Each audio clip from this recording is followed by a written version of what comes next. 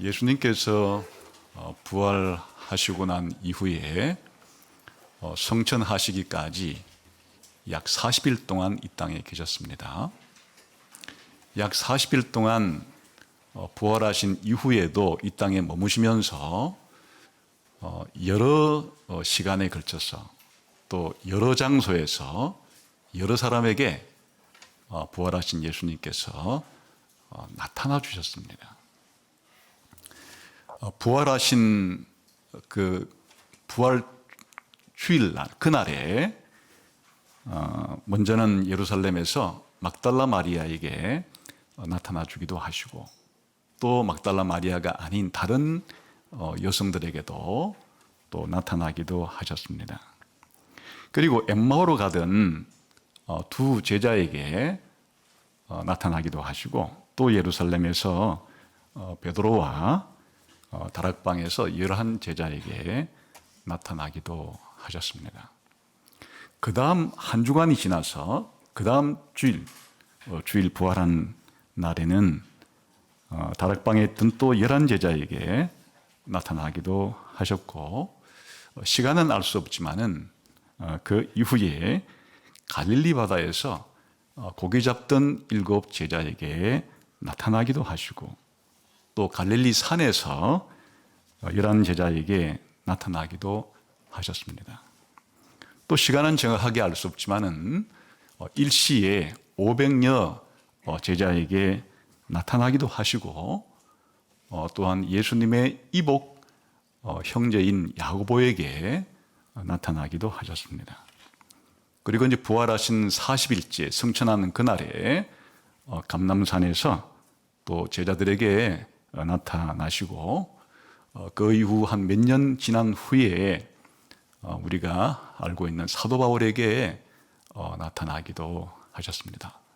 대략 이렇게 성경에 기록된 부활하신 예수님이 부활한 이후에 나타나신 횟수를 헤아려 보면 한 12차례에 걸쳐서 이렇게 여러 장소에서 여러 시간대에 때로는 한 명에게, 때로는 두 명에게, 때로는 여러 명에게, 심지어는 500명에게, 또 장소도 예루살렘에서, 예루살렘 인근의 엠마오에서 혹은 갈릴리에서, 또한 집 안에서, 길에서, 산에서, 바닷가에서 이런 여러 장소로 예수님께서 부활하신 것을 보여주심으로써 수많은 부활의 증인들이 생겨나게 하셨고 예수님의 부활이 역사적인 사실이라는 것을 확실하게 예수님께서 보여주셨습니다. 오늘은 그 중에서 이 엠마오로 가던 두 제자에게 예수님께서 부활하신 사건을 함께 살펴보려고 합니다. 이 엠마오 가던 두 제자에게 예수님 나타나신 이 사건은 문학적으로 봐도 상당히 예수님의 부활을 현현 이야기 가운데 가장 드라마틱하고 잘 짜여져 있어요. 신학적인 의미도 가장 풍성해서 예수님의 부활의 의미를 이해하는 데 많은 도움을 주는 그런 이야기입니다. 엠마오라고 하는 이 도시는 오늘 성경에 보니까 예루살렘에서 한 25리쯤 떨어졌다 그렇게 돼 있어요. 이게 이제 60스타디온이란 그런 단위인데 오늘날에는 스타디움 해가지고 그 운동 경기장 트랙을 한 200m로 계산하지만 고대에는 약간씩 차이가 있어서 뭐 185로 계산하기도 하고 192로 계산하기도 하고 좀 복잡한 것이 있어서 대략적으로 따지면 한 11km가 조금 넘습니다.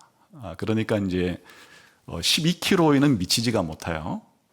그러면 4km가 10리니까 우리가 그냥 보통 흔히 말해서 30리가 조금 못 되는 정도의 거리인데 지금 성경에서 우리가 번역할 때 한 25리쯤이다 이렇게 번역이 되었습니다. 여기가 정확하게 어딘지는 알 수 없어요. 그러나 이제 여러 군데 후보지가 그렇게 추천되기는 하는데 딱 떨어지는 곳이 없어서 정확히 여기다 말할 수 있는 것은 없습니다. 이 엠마오로 가는 길에서 예수님이 나타나셨는데 그래서 이제 엠마오라는 이름이 상당히 좀 성경에서 친숙하죠. 제가 옛날에 대학생 때 혹은 대학원생 때 엠마오 성경이라는 게 출판이 되어서 이제 최초로 거의 뭐 한국에서 이런 스타디 바이블 종류로 나오기도 했고, 또 엠마오 서점도 생기고 엠마오 출판사도 생기고, 이렇게 이제 엠마오라는 이름 속에 성경 해석과 연관된 그런 이제 이름들이 생겨났어요. 그 엠마오 사건에 보게 되면 예수님이 엠마오로 간 두 제자에게 성경을 강의하는 장면이 나오기 때문에 상당히 거기에 인상을 깊게 받은 것 같아요. 그래서 이제 그런 이름들을 사용하기도 했는데, 초창기 때는 주로 이 엠마오 사건에서 벌어진 일이 예수님이 엠마오로 가던 두 제자에게 구약 성경을 강해해 준 것에 깊은 인상을 받았는지 주로 성경 공부 뭐 이런 쪽에 연관이 된 이름들이 나타났다면, 사실은 그 엠마오 사건의 중요한 점은 예수님이 구약 성경을 강의한 것만이 아니에요. 그 두 제자하고 함께 식사를 한 것도 대단히 중요한 그런 사건이고 또 깊은 의미가 있습니다. 이 두 개가 사실은 엠마오 사건의 두 기둥이에요. 아주 중요한 그런 사건인데, 요즘에는 제가 오늘 그 교회 예배드리러 오다가 갑자기 그 말고도 딴 게 있는가 해서 한번 같이 동행하는 사람에게 한번 인터넷 들어가 가지고 한번 쳐보라고, 혹시 교회 이름도 있는가 하니까 엠마오 교회라고 몇 군데가 전국에 있다 하더라고요. 카페도 있는가 알아보라니까 카페도 있다 그러더라고요.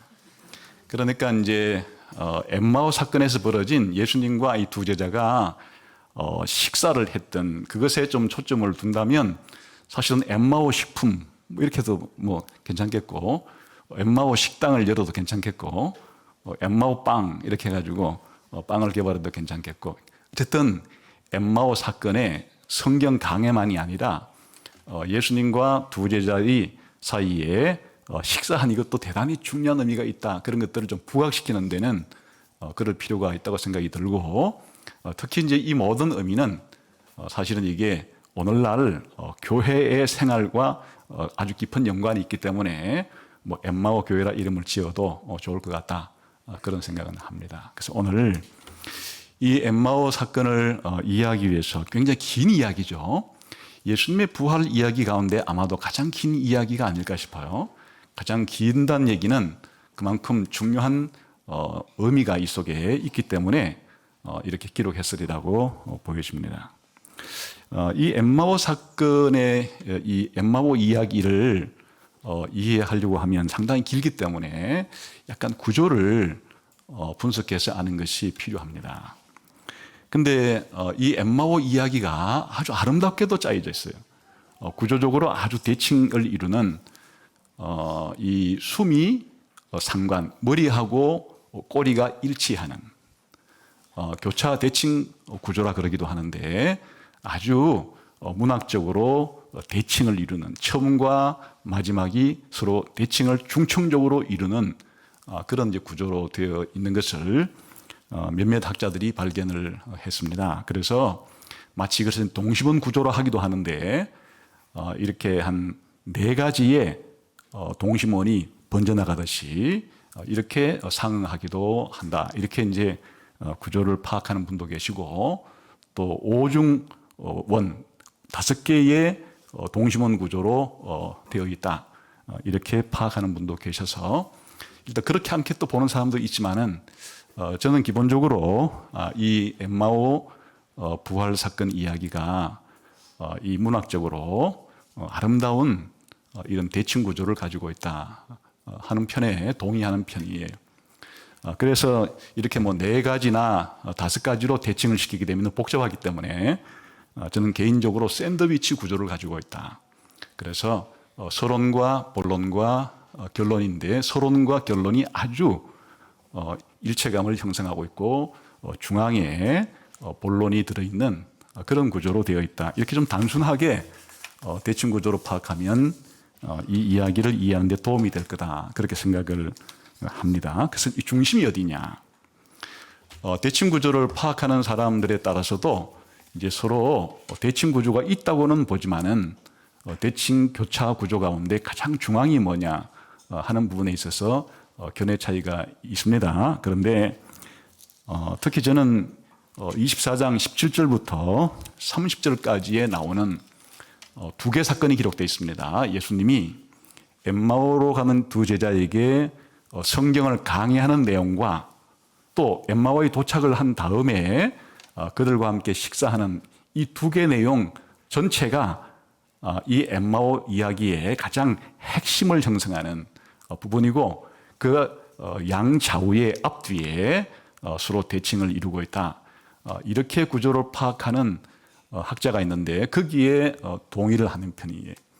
그 학자는 아까 말한 것처럼 5개 동시문이 있다고 좀 복잡하게 파악을 했고 또 여기에 34절, 35절은 결론 부분이라고 따로 떼어 놓았지만은 큰 틀에서는 맞지만 제가 개인적으로 판단하기로는 이렇게 복잡하게 생각하지 말고 결론도 그렇게 만들어낼 필요가 없고 그냥 아까 말한 17절부터 30절까지가 엠마오 이야기의 핵심부고 그 앞은 서론이고 뒤는 결론으로서 서로 아름다운 상응 관계를 이루고 있다. 이렇게 보면 된다는 뜻이. 왜 상응이 있다고 보느냐? 우선 한번 13절부터 16절까지가 이제 이 엠마오 이야기의 서론에 해당이 된다고 봅니다. 한번 같이 읽어볼까요? 시작. 그날에 그들 중 둘이 예루살렘에서 25리 되는 엠마오로 하는 마을에 가면서 여기에 예루살렘에서 엠마오로 가는 요 지명이 나오죠. 예루살렘에서 라고 하는 엠마오로 가는 지명이 나옵니다. 그 다음에 14절 시작. 이 모든 된 일을 서로 이야기하더라. 두 사람 사이에 서로 대화를 주고받는 내용이 나와요.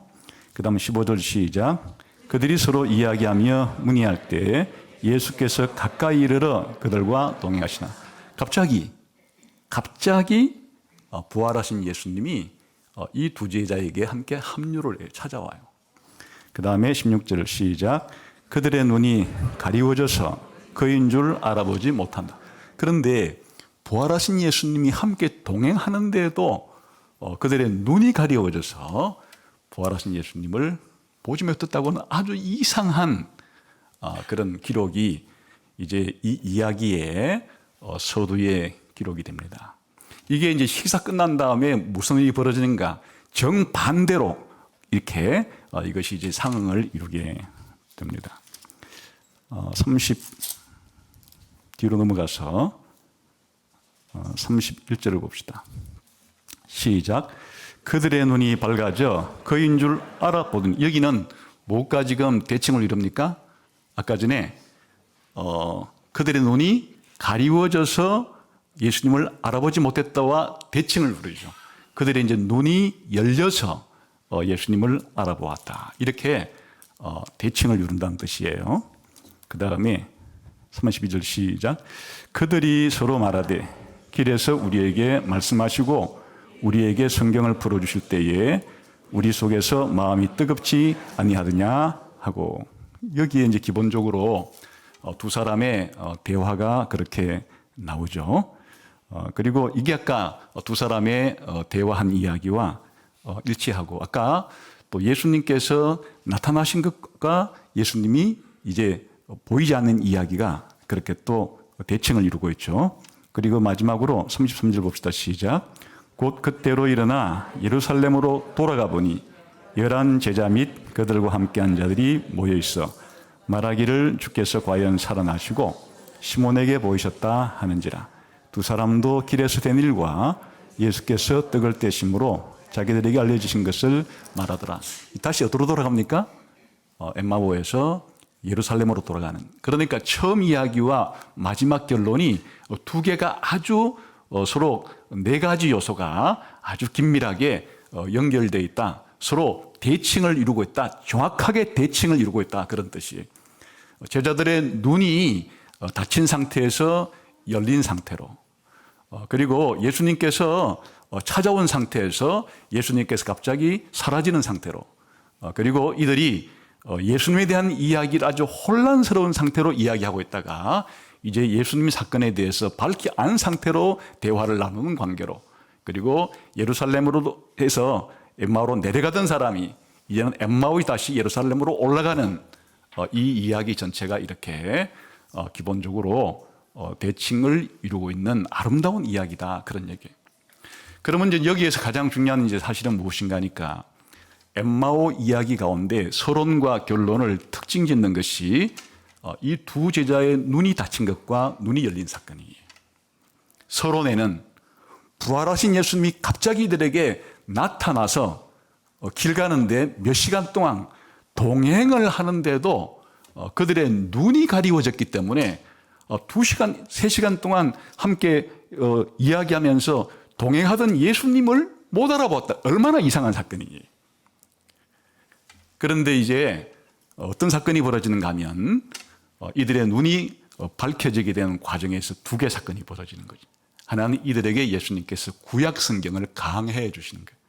구약 성경을 쫙 풀어 설명해 주시면서 예수님이 죽어야 하고 부활해야 한다는 사실을 그들에게 강해해 주시는 거예요. 그럴 때 그들의 마음이 뜨거워졌다 그랬죠. 그런데 그때만 해도 아직 못 알아봤어요. 그런데 이제 엠마오라는 마을이 다 도착을 했습니다. 아마도 이 두 사람은 자기들의 고향이 엠마오였겠죠. 그러니까 이제 6월절이 지나고 실망한 상태에서 예루살렘에서 자기 고향 마을로 돌아갔는데, 자기와 동행했던 예수님은 더 가려고 하니까 가지 말고 이제 날도 저물었는데 우리하고 함께 계시기를 원합니다, 이렇게 간청을 했다는 거예요. 그래서 예수님이 그들과 함께 식사를 하는 도중에 본래는 원래 주인이 빵을 떼주는 법인데 예수님이 주인처럼 빵을 이렇게 떼주는 순간에 갑자기 그들의 눈이 열려서 예수님이시구나 알아챈 순간에 또 예수님은 갑자기 사라졌다.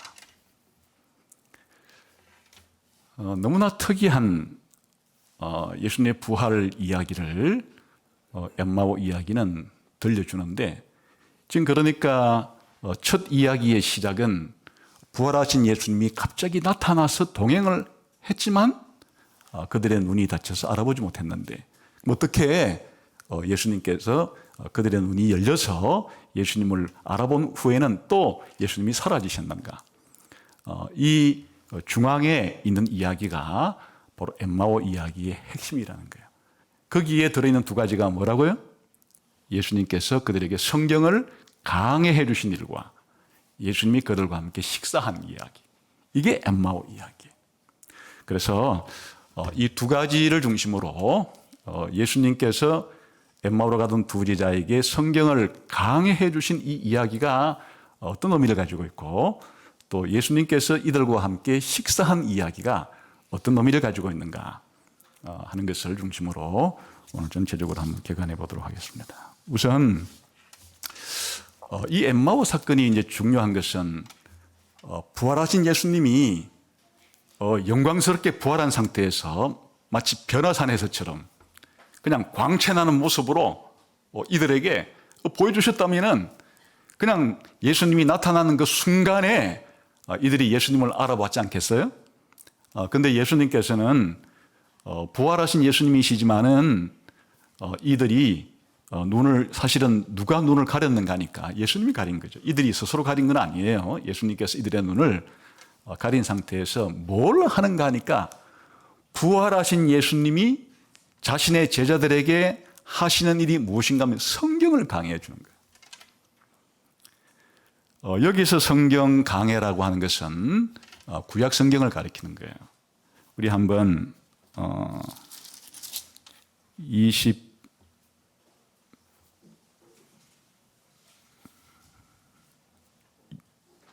25절부터 7절까지 읽어봅시다. 시작. 이르시되 미련하고 선지자들이 말한 모든 것을 마음에 들이밌는 자들이여, 그리스도가 이런 고난을 받고 자기의 영광에 들어가야 할 것이 아니냐 하시고, 이에 모세와 모든 선지자의 글로 시작하여 모든 성경에 쓴 바 자기에 관한 것을 자세히 설명하시니라. 이게 이제 아주 중요한 핵심 구절인데요. 우선 예수님께서 이 엠마오로 걸어가던 두 제자에게 책망을 하시죠. 이 미련하고 선지자들이 말한 모든 것을 마음에 들이미는 자들아, 이렇게 책망을 해요. 왜 그런가 하면 이제 이 엠마오로 내려가는 두 제자가 굉장히 슬픈 빛을 띠고 낙심과 실망한 상태에서, 좌절한 상태에서, 자신들이 그동안 믿고 따랐던 예수님에 대한 희망이 산산조각 난 상태에서 예루살렘으로부터 고향으로 낙향하고 있기 때문이에요. 그런데 이 원인이 뭐냐? 왜 이들이 슬픈 빛을 띠고, 왜 이들의 희망은 산산조각이 나고, 왜 이들은 낭만과 좌절과 낙심 속에 예루살렘에서 예수님이 지금 부활했음에도 불구하고 그 부활의 기쁨 속에서 예수님의 부활을 증거하지 못하고 이런 상태에 빠졌는가? 왜 그랬는가? 왜 사실은 이들의 눈이 닫혀 있는가 하는 이유를 설명해 주시는데, 그것은 바로 선지자들이 말한 이 내용을 들이미는다. 쉽게 말하면 확실하게 믿고 있지를 않아요. 잘 알고 있지를 않아요. 그래서 여기에 이 선지자라는 것은 구약 성경 전체를 지금 통칭하는 표현이고, 그 뒤에 보게 되면 이 구약 성경 자체를 조금 더 풀어서 설명합니다. 27절에 볼까요? 시작. 이에 모세와 모든 선지자의 글로 시작하여 모든 성경. 그러니까 이 선지자의 글을 마음에 들이미는 자여라고 말할 때 이 선지자는 단순히 구약 성경에 선지서에 있는 내용만을 가리키는 것이 아니에요. 모세 율법과 모든 선지서에 있는, 모든 성경에 있는 이 내용을 가리키는 것이에요. 더 나아가서 나중에 44절에는 예수님께서 11제자에게 나타났을 때 이 구약 성경을 더 구체적으로 표현하는 구절이 나옵니다. 44절을 가보겠습니다. 뒤에 조금 더 뒤에 가가지고.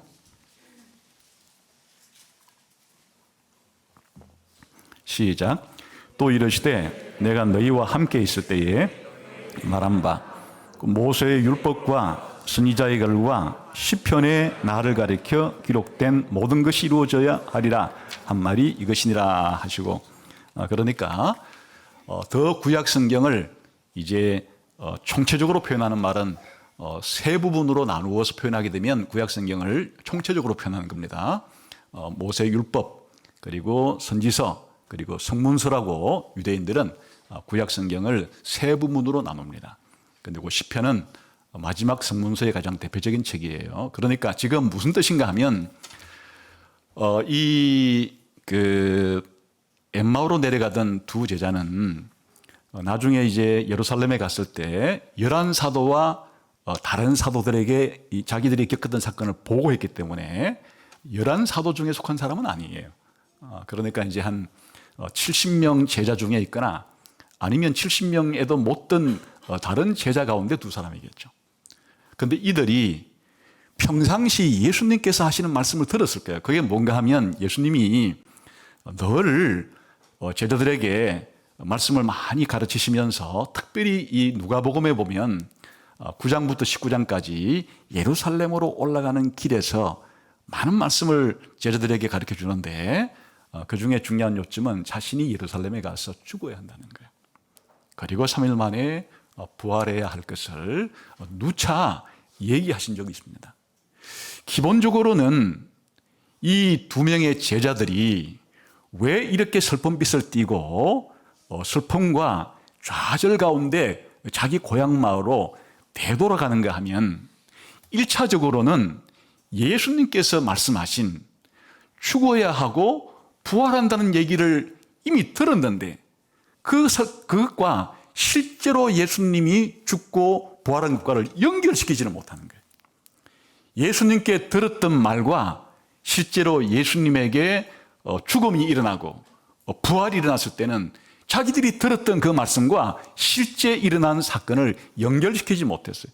더 나아가서 이것은 예수님께서 자신의 부활과 죽음을 설명할 때 구약 성경에 있는 내용들을 기반으로 하신 것인데, 그건 예수님의 말씀을 잘 믿지 않았을 뿐 아니라 사실은 선지자들이 말한, 더 구체적으로 말하면 구약 성경에서 메시아가 죽고 부활해야 된다고 하는 이런 사실을 가르쳐 놓았음에도 불구하고 이 사실을 또한 믿지 아니했던 그 결과가 두 제자에게 이런 슬픈 상태를, 비참한 상태를 만들게 된 겁니다. 그래서 이들이 몰랐다는 것을 알 수 있죠. 그 앞에 보게 되면 이들의 상태가 어떠한지를 한번 17절부터 한번 보겠습니다. 시작. 예수께서 이르시되 너희가 길 가면서 서로 주고받는 이야기가 뭐냐 하시니, 그러니까 예수님께서 먼저 질문을 던지어요. 너희들이 지금 길을 가고 대화를 나누고 있는데 무슨 주제로 이야기를 하고 있느냐. 그 이제 예수님이 먼저 주도권을 지시고 먼저 물어봅니다. 그러자 두 사람이 슬픈 빛을 띠고 머물러 서서 그 중에 글로바라는 사람이 이렇게 말합니다. 아니, 지금 며칠 사이에 쉽게 말하면 금요일 날 예수님께서 십자가에 못 박힌 사건, 그리고 3일 만에 예수님의 제자 중 일부가 예수님이 무덤에 가보니까 무덤이 비어있고 또 예수님이 부활했다고 하는 천사 얘기를 듣기도 하고 이런 사건이 지금 일어난 일들이 엄청난 큰 사건인데도 왜 당신만 그렇게 모르고 있느냐. 오히려 예수님 보고 이들이 책망하듯이 그렇게 말을 해요. 그래서 예수님께서 더 구체적으로 물어보죠. 무슨 일이냐 이렇게 물어보니까 이제 19절에 이들이 자기들이 지금 대화를 나누고 있는 이 일에 대해서 주제를 설명합니다. 19절 시작. 이르시되 무슨 일이냐 이르되 나사렛 예수의 일이니 그는 하나님과 모든 백성 앞에서 말과 일에 능하신 선지자이거늘 우리 대제사장들과 관리들이 사형 판결에 넘겨주어 십자가에 못 박았느니라. 우리는 이 사람이 이스라엘을 속량할 자라고 바랐었노라. 이뿐 아니라 이 일이 난 지가 사흘째다. 우선 여기까지 보겠습니다. 지금 이 두 명의 제자들은 그동안 예수님에 대한 믿음이 있었습니다. 그래서 어떤 믿음인가 하면 예수님을 뭐라고 지금 표현하고 있습니까? 선지자라고. 예수님의 가르침과 예수님의 기적이라고 하는 놀라운 행동은 그 구약 성경에서 모세 같은 인물, 엘리야와 엘리사 같은 선지자들이 했던 일이에요. 그러니까 이 두 제자가 그동안 예수님을 따랐던 것은 예수님이 마치 구약 성경에 나오는 모세 같은, 엘리야 같은 위대한 하나님 말씀을 전해주기도 하시고 또 놀라운 기적을 행하기도 하시고 이런 일을 행하신 분이기 때문에 말과 일에 능하신 선지자라고 우리는 믿고 있었다. 그 정도를 넘어서서도 믿고 있었어요. 뭘 믿고 있었어요? 21절 다시 읽어볼까? 시작. 우리는 이 사람이 이스라엘을 속량할 자라고 바랐었다. 이것은 선지자 이상의 메시아 그리스도임을 믿었다는 뜻이기도 합니다. 우리는 예수님께서 우리를 구속해 줄 그런 메시아라는 희망을 가지고 예수님을 믿고 따랐었다. 이게 틀린 것은 아니지만 이들이 왜 예수님에 대해서 지금 실망을 했는가 하니까 이들의 믿음을 산상조각 내는 이들이 이해 안 되는 사건이 발생했기 때문이에요. 그게 그 앞에 있는 거예요. 20절 시작. 우리 대제사장들과 관리들이 사형 판결에 넘겨주어 십자가에 못 박았느니라. 바로 예수님이 십자가에 죽으신 사건이 예수님에 대한 그동안의 믿음과 이해를 산산조각 낸 거예요. 왜냐하면 이들이 기대했던 메시아는 이렇게 어이없이 자기들이 생각할 때 죽어서는 안 되는 사람이죠. 이들이 생각한 메시아는 이렇게 로마의 빌라도에게 사형 언도를 받아가지고 그렇게 십자가에 못 박혀서는 안 될 사람이에요. 오히려 저 옛날 다윗 왕처럼 정말 영웅 같은 정치적이고 군사적인 그런 메시아로서 자기들을 로마 제국으로부터 해방을 시켜주는 이런 정치적이고 군사적인 이런 메시아로서 역할을 해야 될 뿐인데 십자가에 못 박여 죽였다. 이것은 이들이 예수님의 십자가 죽음이 어떤 의미인지를 제대로 이해를 하지 못했다는 것을 보여주는 거예요. 이 예수님의 십자가의 죽음은 하나님께서 창세 전부터 계획했던 일이에요. 타락한 우리 인간을 구원하기 위해서는 반드시 하나님의 아들을 이 땅에 보내어서 우리 대신에 십자가에서 못 박히고 대신 형벌을 받으시고 죽어야 우리의 죄를 용서해 줄 수가 있고, 그래야 우리를 구속해 줄 수 있기 때문에 이 예수님의 십자가의 죽음은 하나님의 계획이고, 드디어 하나님의 계획이 이루어진 것임에도 불구하고 이 두 제자들은 예수님의 십자가의 죽음과 이런 실제로 예수님의 죽음이 생겼을 때 이 둘을 연결시킬 수 있는 성경에 대한 이해가 부족합니다. 예수님의 생애와 예수님의 죽음이 어떤 관계를 맺고 있는지에 대한 이해가 부족한 것이, 예수님이 말에 능하고 예수님께서 기적을 행하시는 일에 능하고, 이것과 예수님이 십자가에 죽는 것과는 서로 완전히 상반된다고 생각한 거예요. 하나님께서는 오히려 예수님께서 십자가에 죽는 이것 자체가 그동안 보였던 예수님의 말과 예수님의 기적을 통해서 보여주었던 이 일들을 오히려 성취해 가는 과정에서 반드시 있어야 할 일이라고 그렇게 이해를 해야 되는데, 이 예수님의 죽음에 대한 이해와 예수님의 삶과 예수님의 생애에 대한 이해가 서로 연결되지가 않는 거예요.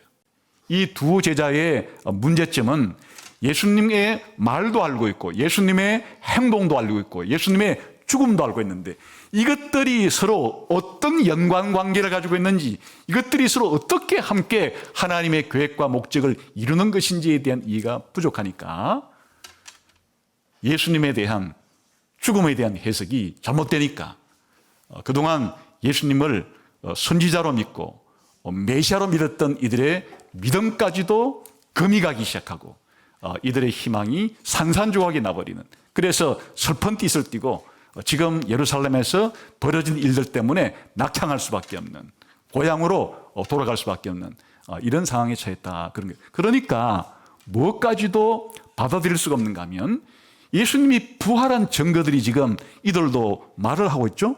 우리 중에 어떤 여인들이 예수님 무덤에 갔다가 예수님의 무덤이 비어 있다는 사실을 발견했다. 그것만이 아니고 천사들이 그 여인들에게 예수님이 부활했기 때문에 빈 무덤이 된 거라고, 예수님은 지금 부활했다는 얘기를 그 여인들에게 천사들이 알려주기까지 했다고 들었다. 그런데 그 여인들이 우리 제자들에게 와서 천사들에게 들은 이야기를 해 주었는데 제자들조차도 그것을 반신반의하면서 믿지 못하는 이런 일이 있기 때문에 혼란스럽다. 예수님의 부활이 분명하다면 예수님께서 우리들에게 뭔가를 알려줘야 될 텐데 빈 무덤만 있을 뿐이지 진짜 예수님이 살아났는지 아니면 시체를 누군가가 옮겼는지 그냥 혼란스럽다. 예수님께서 부활한 역사적인 사실 앞에서도 천사의 증언과 여인들의 증언 앞에서도 이게 받아들여지지가 않는 거예요. 그러니까 이 두 제자들의 문제가 뭐냐, 성경을 전혀 몰랐던 것은 아니에요. 예수님에 대해서 전혀 몰랐던 것은 아니에요.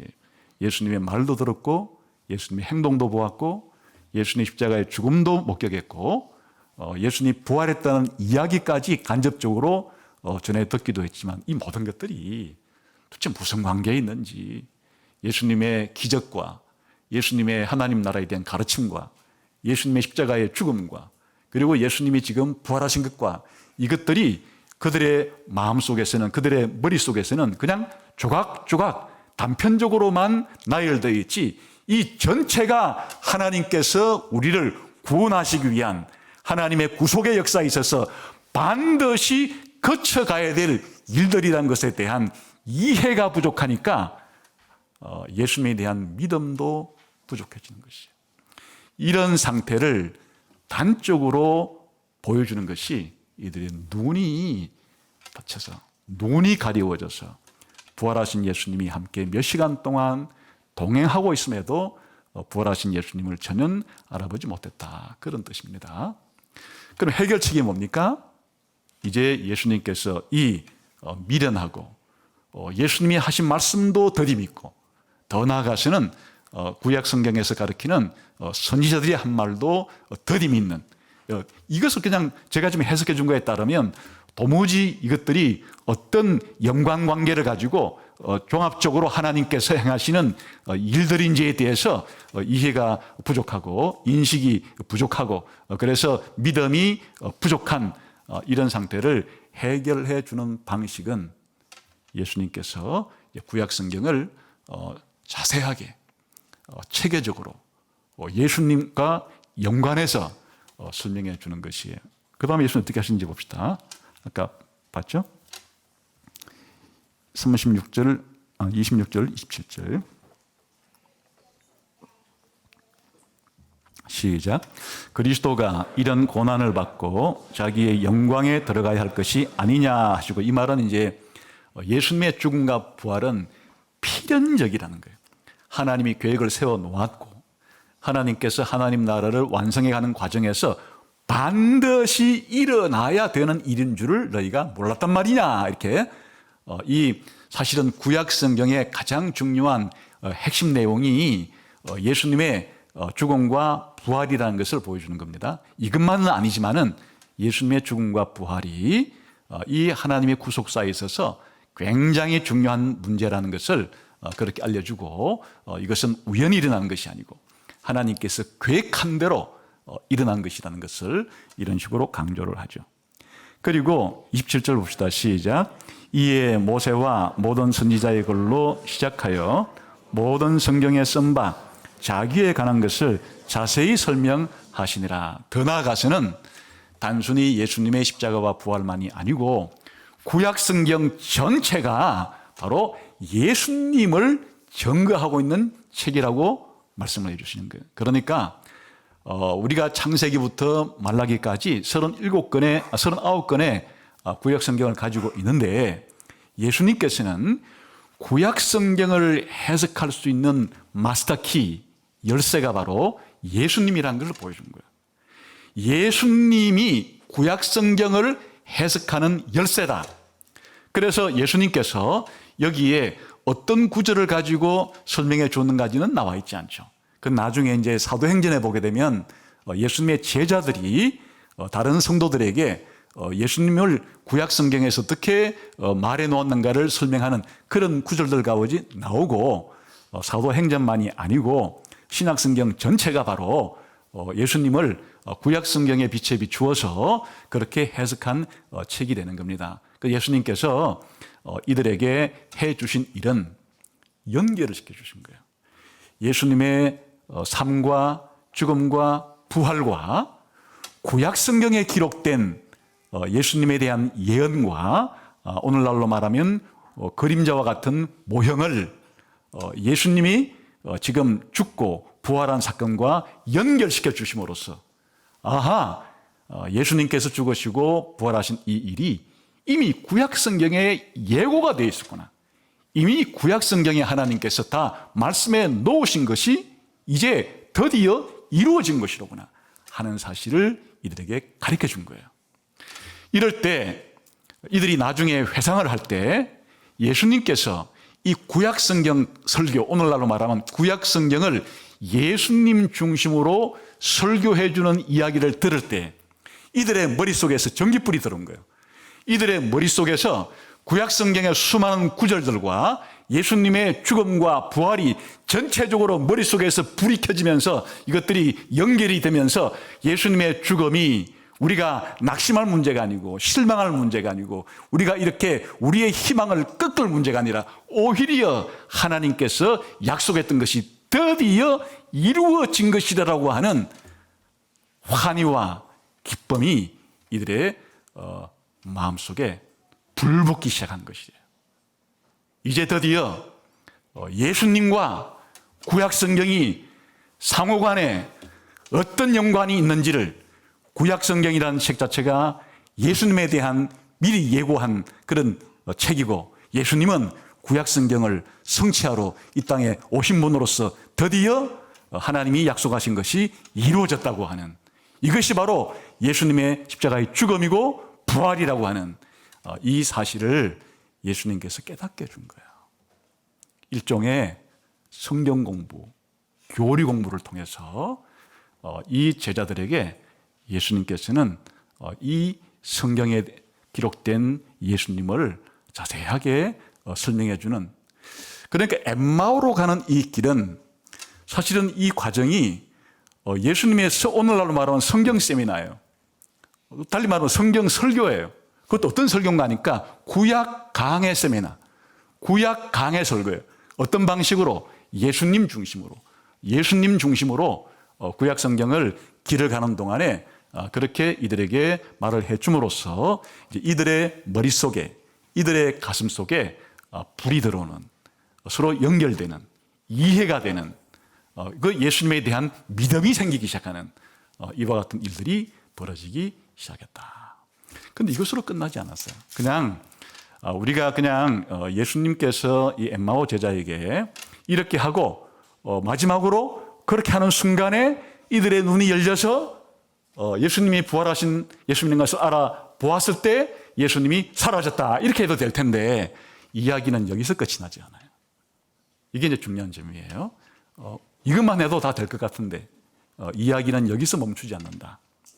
이제 어느덧 구약 성경, 구약 강해를 듣고 난 다음에 엠마오라는 마을에 도착했어요. 아마 한 2-3시간 걸렸겠죠.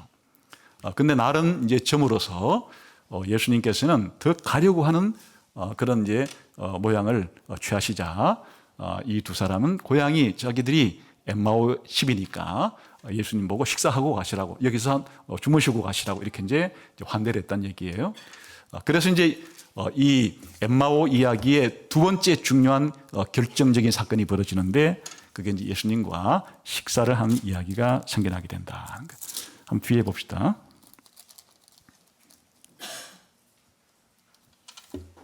28절부터 30절까지 봅시다. 시작. 그들이 가는 마을에 가까이 가매 예수는 더 가려 하는 것 같이 하시니 그들이 강권하여 이르되 우리와 함께 유하사이다.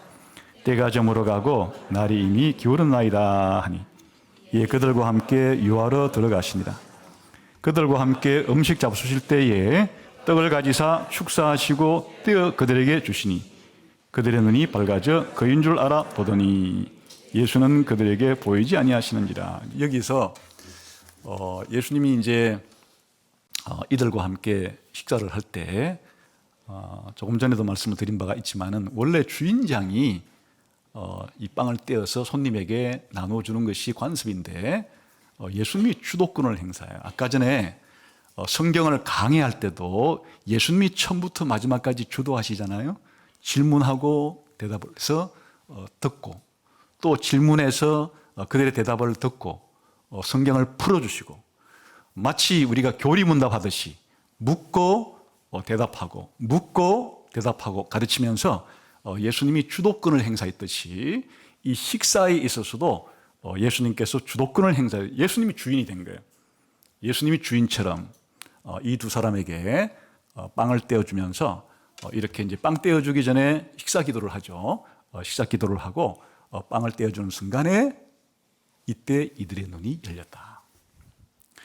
여러분이 왜 이 엠마오 도상으로 가던 두 제자에게 성경을 강해해 주는 것으로 예수님을 알리는, 충분히 알렸죠. 지금 예수님께서 이 예수님이 어떤 분이시고 왜 죽어야 되는지 왜 부활해야 되는지는 성경 강해를 통해서 다 밝혀주신 거예요.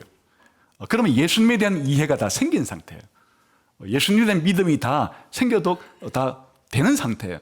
그런데 왜 이 식사라고 하는 예수님과의 식사를 이 중요한 사건 속에 집어 넣음으로써 언제 눈이 밝혀지는가 하니까 이 식사를 할 때 그들의 눈이 밝혀지는 방식으로 이 사건을 마무리하는가. 여기에 예수님의 이 식사는 대단히 중요한 의미가 있기 때문에 우리가 예수님에 대한 그 이야기를 읽을 때 머릿속에 어떤 그 생각이 많이 떠올라요? 복음서에 많은 사건이 있으니까 뭐 귀신을 쫓아내는 얘기, 기적을 행하는 얘기, 이런 얘기에 먼저 와닿을 수도 있겠어요. 그런데 예수님께서 반복해서 하신 행동이 하나 있어요. 그게 뭔가 하면 사람들과 자주 식사를 하는 거예요. 그 예수님이 얼마나 자주 식사를 했는가 하니까 예수님을 비난하는 자들이 저 예수는 먹기를 탐하는 자다, 이렇게 할 정도로 예수님이 먹고 마시는 일을 부지런히 했다 이거예요.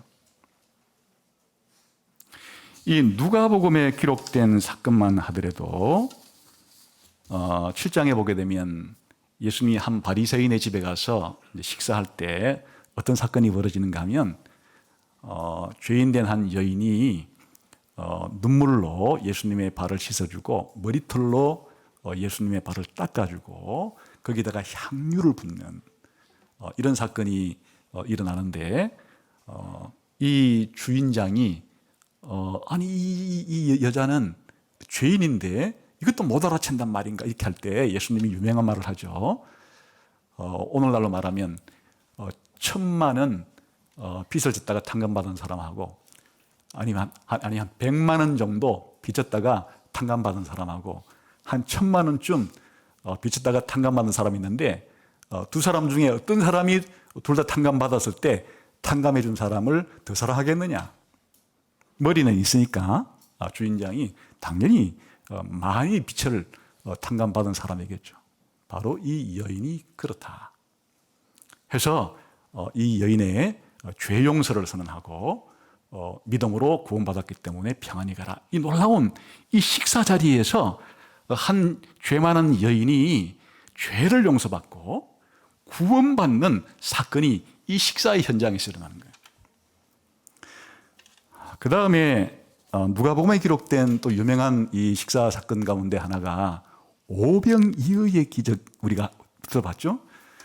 5,000명을 예수님께서 먹이신 사건이 있는데 이게 그냥 5,000명이 때가 되어서 먹을 밥이 없으니까 예수님이 한번 먹였다, 이게 아니에요. 그 5,000명을 먹인 사건 직후에 예수님이 제자들에게 물어봐요. 사람들이 나를 누구라 하느냐? 그때 유명한 베드로의 신앙 고백 사건이 나는 거예요. 예수님은 그리스도시고 살아계신 하나님의 아들이라고 하는.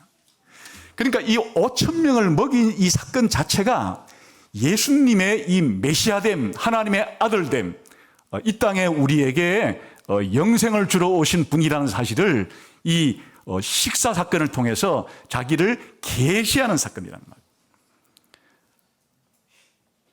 그리고 이후에 또 한 바리새인의 집에 가서 식사를 할 때는 유명한 잔치의 비유를 들어요.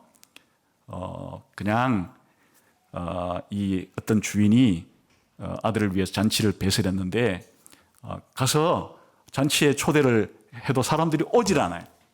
그러자 그냥 여기저기 가서 사람들을 데리고 와라 해가지고 이게 하나님 나라의 잔치라는 것을 그렇게 비유로 말씀해 주기도 하시고, 가장 유명한 식사 사건은 최후의 식사죠. 최후의 만찬이.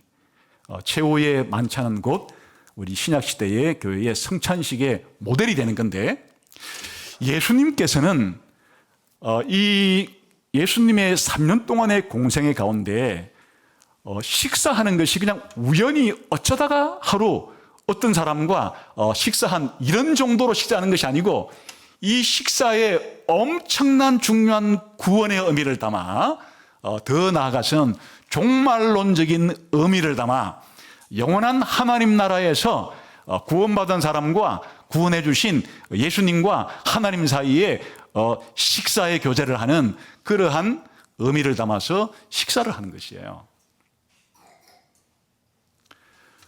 그러니까 예수님께서 이 엠마오 식사 사건은 부활한 이후의 최초의 식사예요. 예수님께 부활하고 난 다음에도 40일을 계시는 동안에 부지런히 식사를 해요. 지금 첫 번째 엠마오로 가는 두 제자에게도 같이 식사를 하시고, 또 그 다음에 보게 되면은 그날 밤에 11제자에게 가서도 생선 하나 달라 해가지고 예수님이 또 먹고 식사를 해요. 요한복음에 보게 되면 유명한 그 내용 아시죠? 갈릴리 바닷가에 가가지고 고기잡이 하던 7명을 가서 잡은 고기 가져와라 해서 생선 가지고 또 식사하시고, 부활하신 이후에도 예수님께서 이렇게 기회 있을 때 수차례 식사를 하신다. 이 엠마오의 식사는 부활한 이후의 첫 번째 식사 사건인데, 이것이 나중에 어떻게 연결되는가 하면 초대교회 때 유명한 식사가 교회의 가장 중요한 특징이 돼요. 그게 뭐죠? 우리가 오늘도 매 예배 시간마다 하는 뭐죠? 성찬식이라고 하는. 물론 초대교회 때는 공동 식사도 하면서 이 공동 식사의 끝에 하이라이트로 성찬식을 하기도 했습니다. 그러나 이제 지금은 공동 식사 관행은 걷어버리고 이 식사의 사실은 가장 중요한 의미가 바로 이 성찬식에 있기 때문에 교회가 성찬식을 하는 것 자체가 교회의 중요한 특징이 되는. 그러니까 이 엠마오에서 예수님께서 식사하신 것이 어쩌다 일어난 사건이 아니에요. 예수님께서 제자들에게 그들의 눈이 다쳤을 때, 눈이 다쳤다고 하는 의미는 그 무슨 의미를 내포하는가 하면 그들이 예수님에 대한 이해가 부족하다는 것을 가르쳐 주는 것이고, 예수님에 대한 믿음이 부족하다는 것을 보여주는 것이 바로 눈이 가려진 사건이에요. 반대로 그들이 예수님에 대한 이해가 확장이 되고, 예수님에 대한 이해가 더 늘어나게 되고, 예수님에 대한 믿음이 더 견고하게 되는 것은 바로 눈이 열리는 것으로 표현이 되는 거란 말이죠. 그랬을 때 첫 번째 가장 중요한 사건은 무엇인가 하면 바로 예수님께서 성경을 강해해 준 거예요. 그리고 이 강해로 끝나지 않고 왜 그들과 식사를 했는가? 이 식사가 궁극적으로 지향하는 바는 구원의 최종적인 목적지를 가리키는 것이, 영원한 하나님의 나라에서, 영원한 천국에서 구원받은 사람들이 하나님과 모든 성도들과 함께 누리는 그 교제, 친교를 상징하는 것이 바로 식사예요. 그래서 이 엠마오 사건의 두 가지 기둥, 하나는 성경을 예수님 중심으로 강해해 주는, 설교해 주는 것과, 그리고 함께 예수님과 함께 이 식탁 교제를 하는 것 자체가, 이게 예수님께서 성천하시고 재림하실 때까지 지상에 있는 교회가 매주마다 되풀이 예배에서 하는 것의 원형이에요. 엠마오로 가는 두 제자에게 나타난 예수님께서 성경을 강해 설교해 주고, 그리고 함께 식사를 한 이것 자체가 바로 교회 시대에 교회의 예배의 가장 중요한 필수 요소인 이 성경 강해와 성찬식을 하는 그의 원형을 세우신 것이에요. 모델이에요. 패턴을 형성한 것이에요. 다시 말하면 예수님께서는 왜 이들이 예수님을 알아보자마자 사라지셨는가? 예수님은 곧 40일 뒤에는 하늘로 가셔야 되기 때문에, 하늘로 가셔서 더 이상 육신의 눈으로 부활하신 예수님을 보이도록 그렇게 이 세상에 제자들과 교제를 맺으시지를 않고, 예수님은 하나님 보좌 우편에서 더 이상 육신의 눈으로는 볼 수 없는 그와 같은 방식 속에서 예수님께서 말씀을 통해서, 성찬을 통해서 자신의 살아계심과 부활하심과 성천과 하나님 보좌 우편에 계시다는 사실을 교회에게 알려주는 계시의 방식은 이 두 가지예요. 하나님의 말씀을 풀어서 설명해 주는 것과, 그리고 예수님과 함께 더불어서 교제를 상징하는 이 성찬식을 하는, 그래서 말씀과 성례, 성례와 말씀은 교회 예배의 두 가지 중요한 기둥이 되는 것이에요. 예수님께서 하늘로 올라가신 이후부터 재림할 때까지 예수님은 어느 곳에 함께 계시느냐? 바로 오늘 이 자리에 하나님의 말씀이 구체적으로 예수님을 중심으로 설명되어지고 풀어지고 연결시켜주고 해석해주고 적용시켜주는 이 성경 강해를 통해서 설교를 통해서 부활하신 예수님은 이 교회와 함께하는 것이고, 성찬식을 통해서 부활하신 예수님은 함께 해 주신다고 하는 모델이 가장 선명하게 부활 이후에 세워진 사건이 바로 엠마오로 가는 두 제자에게 나타나신 예수님 이야기예요. 여러분은 이 매주일마다 예배를 드리러 와서 설교를 듣고 성찬식을 하는 것이 너무 자주 하다 보니까 이것의 소중함과 귀중함을 잊어버리는 수가 많아요. 그냥 매주마다 교회만 가면 이렇게 성경을 열어서 성경을 가지고 예수님에 대해서 설교해 주는 일이 너무 당연하게 느껴지겠죠. 또 매주마다 성찬식을 하니까 그냥 의뢰이 하는가 보구나 그렇게 하겠죠. 이 교회의 예배는 사실 두 가지 하러 모였다고 생각해도 되는 것이에요. 그냥 설교를, 성경을 강해해 주는 설교를 듣는 것과 성찬식을 하는 것, 이거 두 가지 하기 위해서 모인 것이고, 이 두 가지 순서를 정교하게 짠 것이 예배 순서가 되는 것이, 이 예배 순서를 두 개로 압축하게 되면은 바로 이 설교와 성찬식이 살아계신 부활하신 예수님이 자기를 제자들에게, 성도들에게 계시하시고 알리시고 우리의 눈을 열어주시고 우리의 믿음을 강화시켜 주시는 예수님이 선택하신 수단이 바로 이 설교와 성찬인 것이에요. 그런데도 오늘날 많은 사람들은 어떻게 하늘 보좌에 계신 예수님과 교제를 할 수가 있을까? 예수님은 부활하시고 성천하신 그 예수님과 우리가 만나서 교제하는 그 수단과 통로를 지금 엠마오 가는 두 제자에게 보여주신 것처럼 설교를 통해서 성경을 강해해 주시고, 또 성찬식을 통해서 예수님과 함께 하나님 나라에서의 잔치를 상징하는, 교제를 상징하는 이 식사를 함으로써 말씀과 성령 가운데 우리와 함께 해주시는 방식으로 우리의 믿음을 북돋워주고 우리의 믿음을 강화시켜주고 우리가 예수님의 살아계심을 그렇게 인식하고 살아갈 수 있도록 해 주시는데 반해서 사람들은 그것으로서 만족하지 않고 뭔가 하늘에 벼락이 치듯이 예수님께서 나에게 어떤 환상을 보여주고 음성을 들려주고 부활하신 예수님의 햇볕처럼 빛나는 광채를 나에게 보여주시고 예수님의 얼굴을 드러내어 주기를 바란, 그건 예수님께서 부활 이후에 우리와 함께 하신 방식이 아니에요. 심지어는 부활한 이후에 40일 동안 계시는 동안에도 제자들과 함께 육체적으로 늘 함께 계시지를 않아요. 잠시 보이셨다가 또 사라지시는 거예요. 왜 그러시느냐? 그 일종의 연습 기간을 통해서 예수님께서, 부활하신 예수님이 교회와 함께하는 방식은 육체적으로 우리와 함께 계시는 것이 아니라 하늘에 계셔서 다시 이 땅에 재림하시기까지는 이와 같이 말씀 강해를 통해서 성찬을 통해서 우리와 함께 하신다는 사실을 부활 이후의 40일 기간에도 예수님은 미리 보여주셨다. 가장 선명하게 보여주신 사건이 바로 이 엠마오 부활 사건이에요. 여러분, 교회에서는 우리가 하나님의 은혜를 받고 하나님과 교제하는 것을 하기 위해서 온갖 방법을 고안해요. 금식, 밤에 안 자는 철야, 혼자 어느 곳에 가서 조용히 고독하게 침묵하기,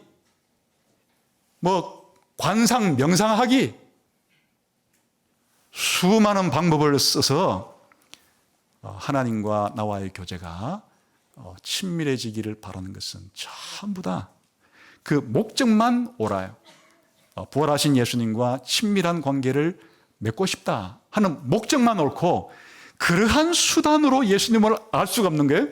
이 우리의 눈이 열리는 것은 그런 금식, 침묵, 철야 혹은 온갖 자기에게 여러 가지 방식으로 고행을 하고 뭔가 촛불을 켜놓고 뭐 관상을 하고 뭐 이런 방식이 아니라 성경 공부를 통해서 구석구석 이 성경이 예수님의 탄생과 이 성경이 예수님의 행동과 이 성경이 예수님의 기적과 이 성경이 예수님의 죽음과 예수님의 부활과 예수님의 성천과 예수님이 지금도 통치하시는 일과 예수님의 재림과 장차 새하늘과 새 땅과 어떤 관계에 있는지를 알면 알수록 잘 연결시키면 연결시킬수록 우리가 예수님에 대한 이해가 넓고 깊게 될수록 우리의 눈도 더 밝아지는 것이고 우리의 믿음도 더 강화되는 것이지, 성경을 체계적으로 연결해서 공부하는 일 이외에 다른 어떤 수단과 방법을 통해서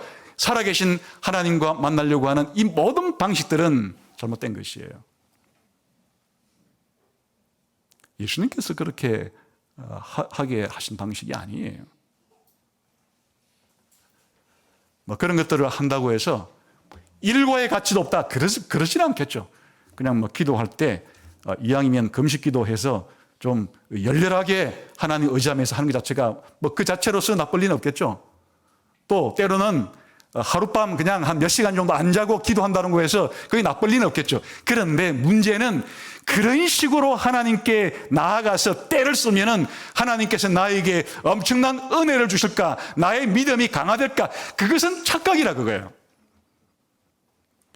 우리의 눈을 열어주고 우리의 믿음을 강화시켜주고 부활하신 예수님을 더 생생하게 우리가 알고 느끼고 살아가는 방식은 하나님의 말씀, 성경과 예수님과의 관계를 충분하게 체계적으로 아는 길밖에 다른 길은 없다. 그리고 주일날 이 성찬식을 통해서 천국에 대한 모형으로서, 그리고 천국을 기대하는 마음으로서 이 성찬식 가운데 천국에 가면 무슨 일이 벌어질 것인가, 이와 같이 놀라운 삼위 하나님과 모든 성도들의 교제가 영원한 천국에서 있을 거라고 하는 이 영원한 나라에 대한 교제에 대한 간절한 기대를 가지고 성찬식을 통해서 은혜를 받지 못하는데 무슨 다른 방식이 더 강력한 은혜 수단이 있겠어요?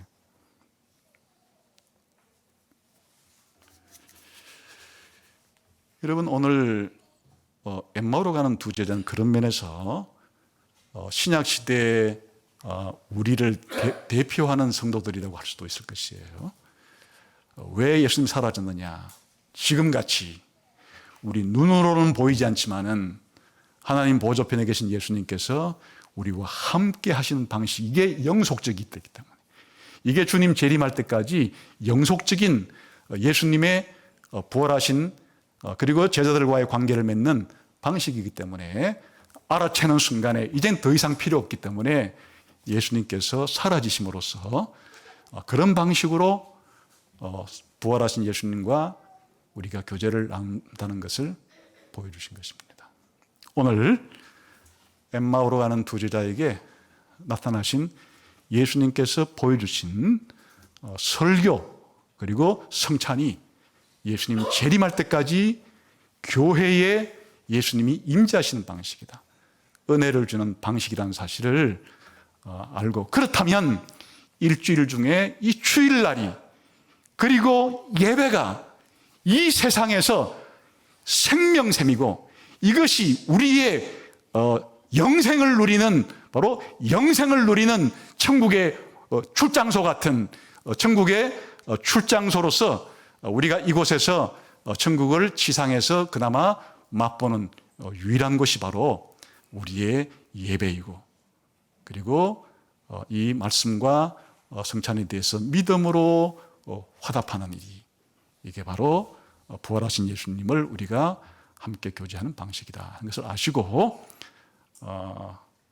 주일을 소중히 여기고 예배를 소중히 여기고 설교와 성찬을 소중히 여기는 여러분의 신앙만큼 여러분의 눈이 더 열려서 부활하신 예수님께 대한 여러분의 신앙도 성장하게 될 것입니다. 이런 복을 받게 되시기를 주님의 이름으로 축원합니다. 기도하겠습니다.